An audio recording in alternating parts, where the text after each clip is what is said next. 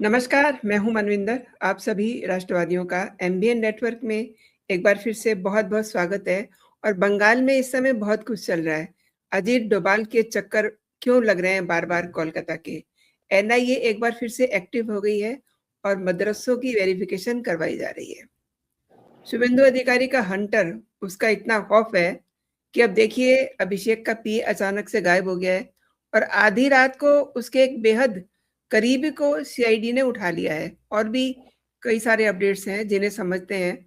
आपसे मेरा निवेदन है, आगे बढ़ने से पहले वीडियो को जल्दी से लाइक कर लीजिए और चैनल अगर आपने अभी तक सब्सक्राइब नहीं किया है तो चैनल को भी सब्सक्राइब कर लीजिए, क्योंकि मेरे साथ जुड़ चुके हैं कोलकाता से अगेन उदय भानु बनर्जी सर। सर नमस्कार, बहुत-बहुत स्वागत है आपका। नमस्कार मैडम, नमस्कार आपके सारे दर्शकों को। उदय भानु सर, एनआईए फिर से एक्टिव क्यों हो गई है? क्या वजह है? क्या चल रहा है? मैडम, एनआईए ने आज चार्जशीट दिए है 11 लोगों के बारे में। और ये सारे जो अरेस्ट हुई थी पिछले कई महीनों की इन्वेस्टिगेशंस के बाद ये हुई आपका नॉर्थ ईस्ट में, त्रिपुरा से, कुछ आसाम से और कुछ पश्चिम बंगाल, मालदा, मुर्शिदाबाद से। अब इनके ऊपर चार्जशीट क्या है वो ज्यादा इंपॉर्टेंट है। चार्जशीट ये है, ये लोग अपना स्लीपर सेल बना रहा था। जी। एक अंसारुल जमात करके एक बांग्लादेश का एक स्क्वाड है जो बेसिकली एफिलिएटेड जो है आईएसआईएस, और इसके पास जो है पैसा फंडिंग बहुत आता है आईएसआई से और अलकायदा से भी ये जुड़े हुए हैं।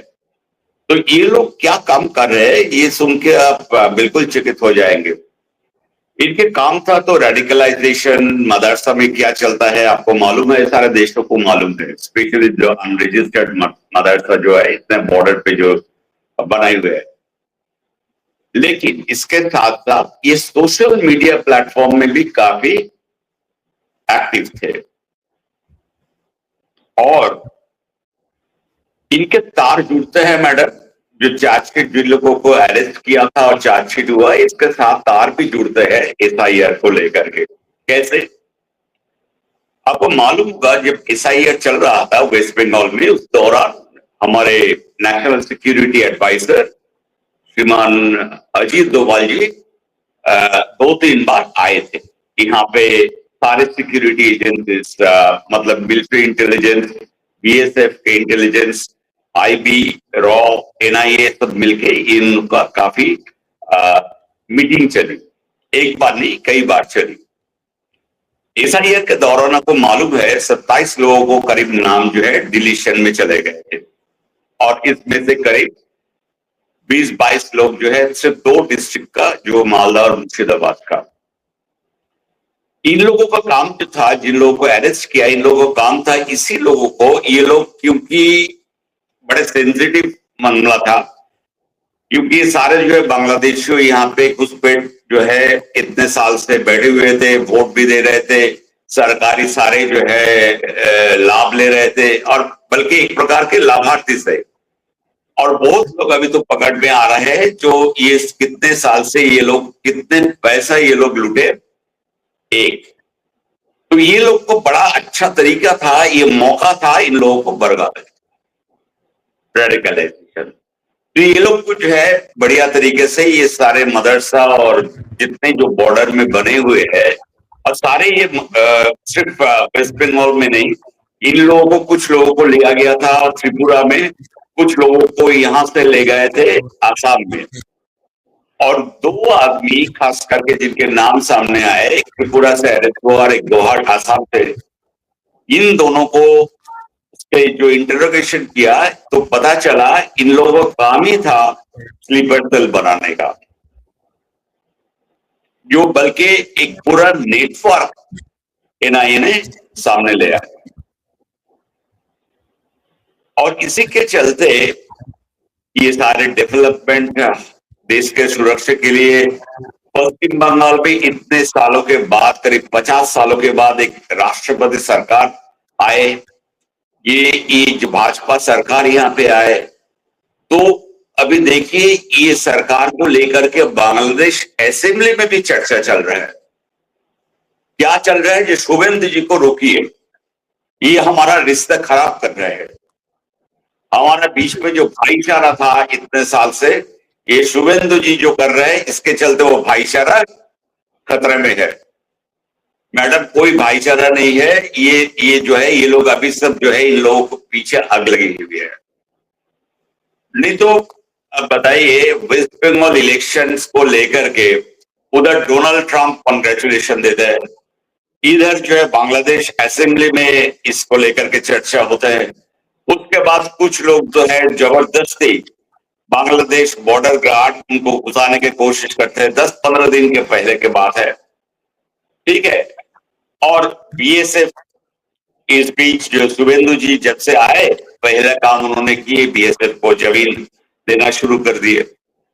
ये सब लेकर के क्या दर्शाते हैं बताइए? पूरा एक राष्ट्रीय नीति के तहत ये सिक्योरिटी का काम चल रहा है। इसमें कोई एक आदमी इसमें नहीं है। ये सारे प्लान जो है, ये नेशनल सिक्योरिटी एडवाइजर जो मिस्टर डोभाल है, ये भारत को सुरक्षित रखने के लिए, हमने देखे पिछले कितने साल हो गए, अभी 2014 से लेकर के 12 साल 13 साल से, और उससे पहले भी जो ये जब आईबी में थे और इंटेलिजेंस ब्यूरो के हेड थे, तो इनका कंट्रीब्यूशन जो है देश के तरफ, मतलब वो जब इस देश के इतिहास लिखी जाएगी तो इनकी नाम भी बहुत ऊपर के दर्जे में रखा जाएगा। और उदय सर, मदरसों की वेरिफिकेशन और ये बजट, इसका क्या कनेक्शन है? और मैं ये भी समझना चाह रही हूँ कि डोभाल साहब के अब जो रिसेंट जो उनके दौरे हो रहे हैं वहाँ पे, क्या मदरसों से भी कोई कनेक्शन है? प्लस मदरसों का अब जो बजट है उससे कोई कनेक्शन है? जब हम बजट को बहुत बारीकी से देखते हैं तो दो चीज बड़े मतलब अपने आप जो है हमारा ध्यान आकर्षित किया। पहला चीज इन्होंने क्या किया, ममता बनर्जी का सरकार ने मदरसों का एलोकेशन मुस्लिम एजुकेशन के लिए 5,612 करोड़ एलोकेट किए थे, जो शुभेंदु जी ने करीब 60% घटा दिए। मदरसा, रजिस्टर्ड मदरसा जो सरकारी एड पे चलती है, ये सरकारी डोनेशंस पे चलती है, ये मदद मिलता है, उनका इंफ्रास्ट्रक्चर, बिल्डिंग, पीने का पानी, ये सब, सड़क, बिजली, इस सब का जो जाता है ग्रांट, वो सिर्फ 614 मदरसे है रजिस्टर्ड वेस्ट बंगाल में। ये नंबर जब आप देखिएगा 614 कहां, और पश्चिम बंगाल में अनरजिस्टर्ड मदरसा, जिस टाइम में सीपीएम गवर्नमेंट था, मतलब 2011 से पहले, उस टाइम के चीफ मिनिस्टर बुद्धदेव बाबू ने यहाँ के एक सर्वे कराए थे, और उस टाइम में करीब 20-22 हजार जो है अनरजिस्टर्ड मदरसा, जिसको खारिजी मदरसा कहते हैं, वो पाया गया था। जी। और ममता बनर्जी का सरकार का हर एक बजट में अगर देखिएगा, हर एक साल 2011 से लेकर के 15 साल में जितने बजट हुआ, उसमें ये आखिरी बजट जो इन्होंने इंटरिम जो मतलब इलेक्शन से पहले जो डिक्लेयर किए थे, उनमें से उसमें 5,612 करोड़ इन 614 मदरसे में तो बांटना चाहिए। जी। तो कोई भी दर्शक अपना गणित लगा सकते हैं और देख सकते हैं सालाना जो है कितना हजार करोड़ जा रहा था, किसके लिए, और ये पैसा की उसी में क्या रुका हुआ था, ये उसके पीछे कहानी और बहुत कुछ है। अजित डोभाल साहब का जो डिसीजन या होम मिनिस्ट्री के जो डिसीजंस इतने साल से ममता बनर्जी ने लागू नहीं किए, अभी वो चीज सब सामने जो है प्रकट हो रहा है, अपने आप खड़े हो रहे हैं। और तभी जाके देखिए ये बॉर्डर से फेंसिंग के बाद जब आते हैं, आपको मालूम है 15 साल की कहानी और पिछले 1 महीने का कहानी, आपको मालूम है जो कितने साल से ये होम मिनिस्टर का डायरेक्टिव था कि बॉर्डर से 50 किलोमीटर के अंदर कोई भी कंस्ट्रक्शन हो उसको ध्वस्त किया जाए, वो अभी हो रहा है। और उसके ऊपर शुभेंदु अधिकारी 6 जून को एक नोटिफिकेशन से बताया सारे डिस्ट्रिक्ट मजिस्ट्रेट को जो अपना अपना क्षेत्र में जितने मदरसा है, जितने वो रजिस्टर्ड हो, अनरजिस्टर्ड हो, एडेड हो, नहीं एडेड हो, कोई किसी घर में चल रहा है, कोई पंचायत के ऑफिस में चल रहा है, ये सारे का सर्वे हो और सारे डॉक्यूमेंटेशन किया जाए। और उसके बाद आया पश्चिम बंगाल का बजट, और जिनमें जिनमें मतलब हमको मिला 5,600 से घट के सीधा 2,100 करोड़ का मदरसा एजुकेशन में, करीब 60% के ऊपर थोड़ा सा नीचे आ गया। तो इसमें हमको तो मैडम पूरा डोवाल साहब का फुटप्रिंट और उनका जो नीति है देश के सुरक्षित के लिए रखने के लिए, उसका हमको नजर में दिख रहा है। एक बजट का और एक बहुत बड़ी पहलू है, नॉर्थ बंगाल, आपको मालूम होगा पिछले कई दशकों से सबसे निग्लेक्टेड एरिया था वेस्ट बंगाल का, और उसी नॉर्थ बंगाल में आता है आपको चिकन नेक, उसी नॉर्थ बंगाल में आता है बांग्लादेश से बड़ा सटा हुआ जो एयरपोर्ट है जिसमें चाइना अपना एयर स्ट्रिप बना रहा है, लालमनिरहाट, ये सारे अलीपुर द्वार, दिनाजपुर, सिलीगुड़ी कॉरिडोर, इस सब को लेकर के पिछले कई सालों से हम लोग देखिए पूरा देश भर में चर्चा हो रहा है, बहुत डिबेट हो रहा है, लेकिन असली काम कुछ हुआ नहीं। अभी बजट में जो है नॉर्थ बंगाल के लिए स्पेशल एलोकेशन हुआ, और उसमें कौन कौन डिस्ट्रिक्ट आया, दार्जिलिंग, जलपाईगुड़ी, सिलीगुड़ी, दिनाजपुर, अलीपुर द्वार, बालूर, ये सारे कुछ बिहार, मतलब आप सोचिए ये सारे बॉर्डर आता है आपका बांग्लादेश, भूटान, नेपाल, और पीछे कई पॉडकास्ट पीछे हमने बात किए थे जो डोकलाम को लेकर के, अभी इतना फंड के मतलब क्या है। और मैंने खुद पीछे गए थे सिलीगुड़ी कॉरिडोर में, तब आपको बताए थे, या हमको लगता है यहाँ पे बहुत जबरदस्त इंफ्रास्ट्रक्चर का डेवलपमेंट होने जा रहा है, और वही हुआ। शुभेंदु जी ने डिक्लेयर किया वहां पे एम्स होगी, वहां पे कैंसर हॉस्पिटल होगी, और जितने इंफ्रास्ट्रक्चर वहां पे जो शुरू हो रहे हैं और जिस हिसाब से पैसा जा रहा है, मतलब ये बिल्कुल एयर टाइट सिचुएशन कर रहा है उस सिलीगुड़ी चिकन कॉरिडोर को। और मैंने उस टाइम में भी बोले थे देखिए इस चिकन कॉरिडोर में देखिएगा, ये बल्कि की जो ईस्टर्न हाई कमांड कलकत्ता से सीधे जो रास्ता जाते हैं सिलीगुड़ी, उसके सारे वो नेशनल हाईवे ऊपर देखिएगा बहुत सारे ट्रेनिंग सेंटर्स होगी आर्मी के या बीएसएफ की या रॉ या कोई भी इंटेलिजेंस एनआईए के, इस सारे वहां पे शुरू होगी। और नहीं तो मैडम ऐसे भी हो सकते हैं वहां पे जो आईपीएस ट्रेनिंग एकेडमी का भी सोचा जा रहा है।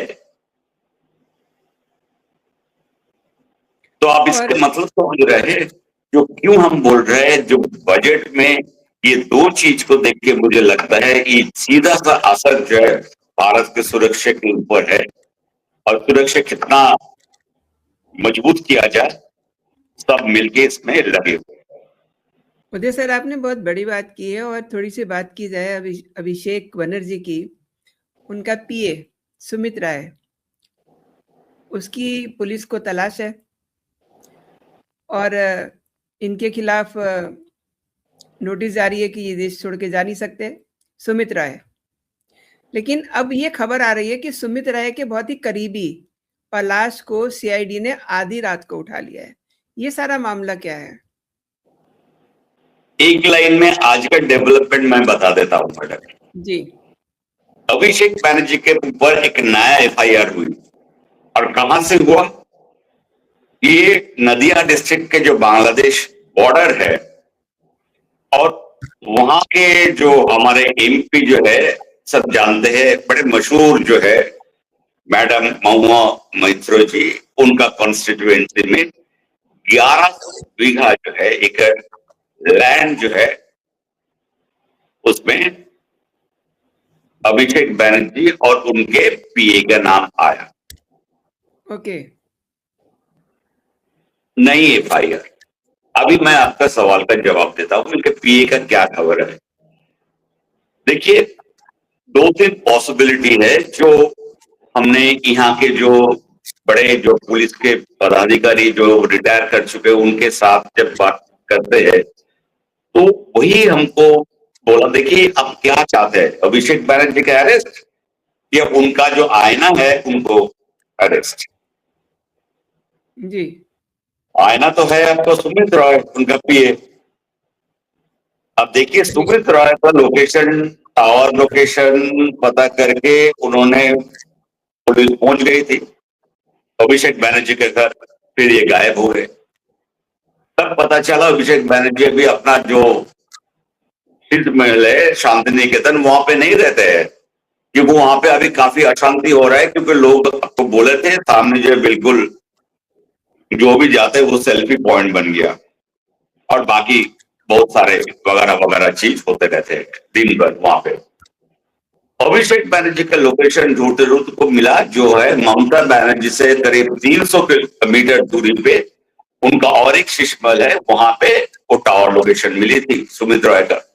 तो पुलिस वहां पे पहुंच गई सीआईडी, लेकिन मिला नहीं। ये छुपा दिया गया कि उस मकान के अंदर कोई सुड़न है, क्या है मालूम नहीं है मैडम।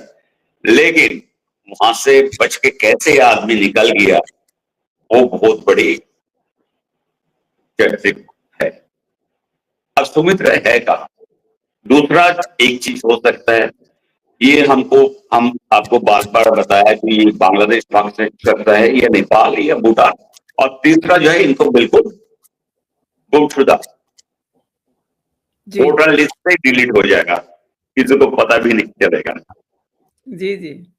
क्योंकि है हिस्ट्री है, ऐसे हिस्ट्री है। तृणमूल नाम बहुत सारे ऐसे हिस्ट्री है। अचानक क्या हुआ, कल रात श्रीरामपुर बोल के एक जगह है जो कलकत्ता से करीब आप सोच लीजिए 40-45 किलोमीटर हुबली में आते हैं। वहां पे अचानक रात में एक गाड़ी आती है, 4 आदमी उतारते हैं पेन ड्रेस में, और एक लड़का जो छात पे सोए हुए थे उसको उठा के ले गए। जब उनके मैंने मैंने जो जानकारी हासिल की है उसमें उनके परिवार वाले लोगों को ये कहना है कि उन्हें कुछ पता नहीं है। उस लड़के का नाम पलाश है और वो टीएमसी का कार्यकर्ता भी है और वो अब से नहीं, बहुत सालों से है। वो उसी का एक कॉलेज का जनरल सेक्रेटरी है, टीएमसी का जो यूथ विंग है। तो ये विथ यूथ विंग टीएमसी का जिसका सीधा जो है हेड है अभिषेक बैनर्जी, तो इनके नीचे ये जितने ये सारे नामदार जितने आप मतलब होटल में सब अरेस्ट हुए, ईडी ने पकड़े कुछ ये, और ये सब रिजू दत्ता और सब उसी में थे। आज सब जो है आज अपना जो है चोली सब बदल के सब इधर उधर भाग रहे। तो ये भी इंसान जो पलाश वो टीएमसी युवा बोल के जो विंग था, यूथ विंग, उसका जनरल सेक्रेटरी था श्रीरामपुर कॉलेज का। तो इनका करीबी एक तो लिंक आ गया टीएमसी के साथ। अब ये भी पता चला जो इनके साथ बहुत करीबी दोस्ती थी सुमित रॉय, लेकिन इनके पेरेंट्स माता पिता नहीं बता पा रहे कौन आए थे रात में। लोकल पुलिस आई थी, सीआईडी आए थे, आईपी आई थी, एसटीएफ आई थी, लेकिन ये बात तो सही है मैडम, सुमित रॉय के ऊपर लुकआउट नोटिस है। ये भी बात सच है जो हमने पहले बताया था, जो पूरे देश भर में सुमित रॉय के पकड़ने के लिए पूरे एजेंसी, सारे एजेंसी इंक्लूडिंग स्टेट एजेंसी जितने भी स्टेट के हैं वो लगे हुए हैं, क्योंकि सुमित रॉय उनका वकील आके याचिका देते हैं एंटिसिपेटरी बेल के लिए, और कोर्ट का ऑब्जर्वेशन है क्या?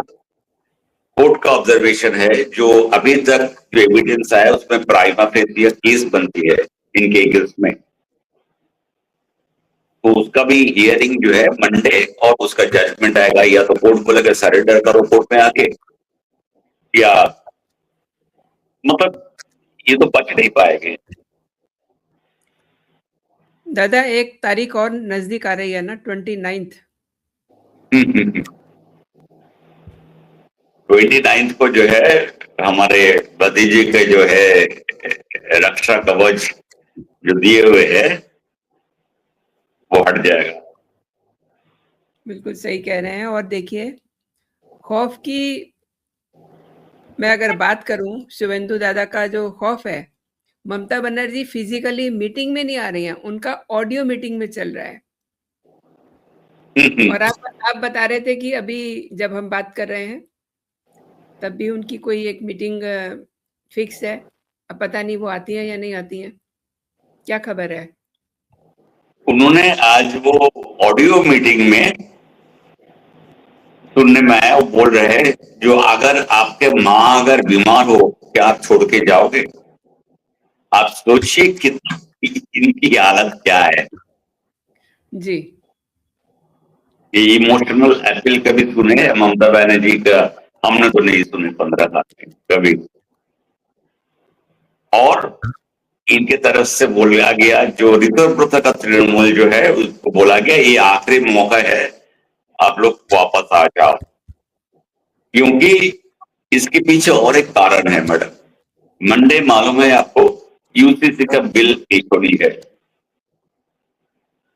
अगर उसमें तृणमूल के अंदर क्रॉस वोटिंग होते, ऐसे भी तो वोटिंग हो नहीं हो, कोई वॉकआउट कर दे नहीं करे, कोई विरोध करे, इनके पास नंबर है, बिल तो पारित हो जाएगी। लेकिन अगर क्रॉस वोटिंग होते हैं, तृणमूल के अंदर ही दोनों गुट के बीच अगर मतभेद हो जाती है तो बहुत बड़ा मुंह काला हो करने लायक सिचुएशन हो जाएगा।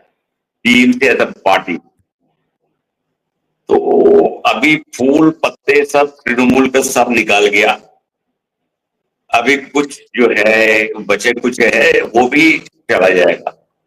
और कोई यूसीसी में अगर क्रॉस वोटिंग हो जाती है मैडम, तृणमूल बोल के कोई पार्टी वेस्ट बंगाल में अगस्त तक दरवाजा बंद।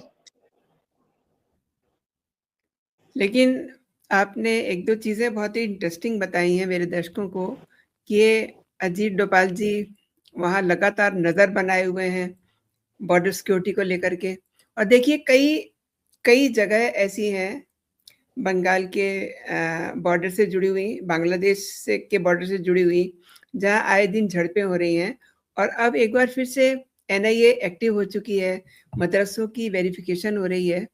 तो पूरा जो माहौल है वो लोगों को सिक्योरिटी देने वाला है। पैसा जो है सही लोगों तक जाए, जैसा कि आपने बताया है कि ममता के राज में तो बहुत सारा पैसा मदरसों के लिए जाता था। अब वो सब चीज़ें शुभेंदु दादा ने बिल्कुल सही कर दी हैं। आपने उदय जी मेरे लिए समय निकाला, मेरे दर्शकों के लिए समय निकाला, और कई महत्वपूर्ण विषयों पे आपने जानकारी दी। बहुत बहुत धन्यवाद आपका। जय हिंद, जय भारत। जय हिंद मैडम।